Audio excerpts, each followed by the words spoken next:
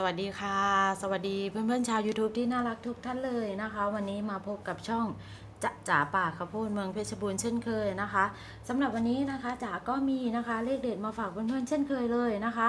สำหรับเพื่อนๆท่านไหนนะคะที่มองหาเลขเด็ดอยู่เนาะก็มาชมคลิปของจ๋าแล้วก็นำไปลุ้นลอตเตอรี่กันเอาไว้ได้เลยนะคะสำหรับวันนี้นะคะจ๋าก็มีตัวเลขเนาะมาตามสัญญาและหนุ่มเจ้าพายุนะคะเป็นเลขนะคะที่จ๋านำมานะคะให้เพื่อนๆทุกท่านได้ติดตามนะคะรับชมเอาไว้ลุ้นลอตเตอรี่กันในแค่คลิปเดียวคลิปนี้เลยนะคะข้อมูลที่จ๋านำมาลงให้นะคะก็เป็นข้อมูลจริงนะคะที่จ๋าไปหามานะคะเอามาฝากเพื่อนๆเนาะเพื่อนๆท่านไหนนะคะที่กำลังมองหาเลขเด็ดอยู่นะคะมาชมคลิปของจ๋าแล้วก็นำไปลุ้นลอตเตอรี่เอาไว้ได้เลยนะคะเชื่อเลยนะคะว่าหลายๆท่านนะคะคงกำลังมองหาเนาะเลขเด็ดอยู่นะคะกำลังตามหาเลขเด็ดอยู่นะคะก็มาชมคลิปนี้แล้วก็นำไปลุ้นลอตเตอรี่ได้เลยนะคะเพราะว่าตอนนี้เนาะลอตเตอรี่วางแผงเยอะมากแล้วนะคะจ๋าก็ไปสอยมาก็เยอะเหมือนกันนะคะมาตามสัญญานะคะเลขรัฐบาลนะคะงวดประจำวันที่16นะคะเดือน12ปี62ขอแค่นะคะขอแค่คำขอบคุณนะคะ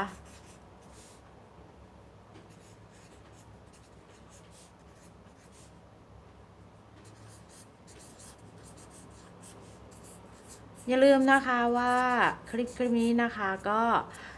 จ๋านำนะคะมาตามสัญญานะคะเลขรัฐบาลนะคะกับหนุ่มเจ้าพายุนะคะเอามาฝากเพื่อนๆไว้ในคลิปเดียวเลยนะคะสำหรับเลขมาตามสัญญาเลขรัฐบาลเนาะเป็นเลข3ตัวนะคะให้มานะคะหางเดียวเหมือนเดิมเลยนะคะ462นะคะ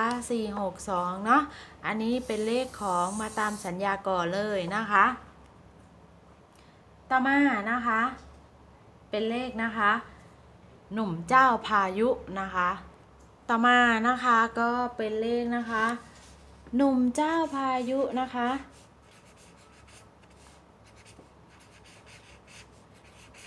หลายๆท่านเลยนะคะก็เป็นแฟนคลับของหนุ่มเจ้าพายุนะคะ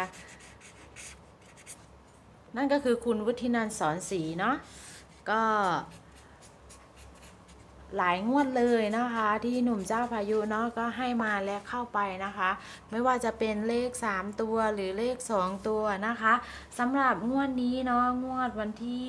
16ธันวาคมปี62นะคะหนุ่มเจ้าพายุก็ได้ให้มาเป็นที่เรียบร้อยแล้วนะคะก็หนุ่มเจ้าพายุเนาะคุณวุฒินันท์นะคะ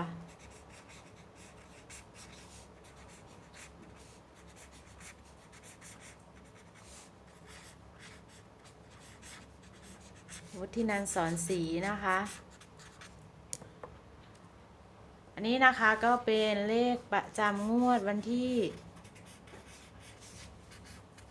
16ธันวาคมนะคะซึ่งคุณนะคะ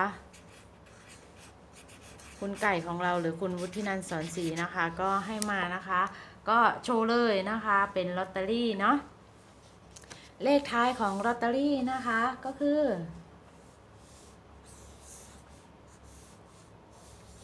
ตัวนี้นะคะ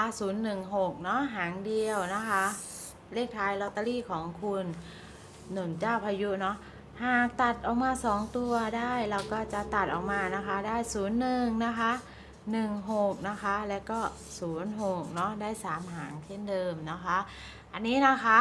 วันนี้นะคะก็เป็นนะคะหลายๆท่านเลยนะคะที่เป็นแฟนคลับนะคะของหนุ่มเจ้าพายุนะคะคุณวุฒินันท์สอนศรีและ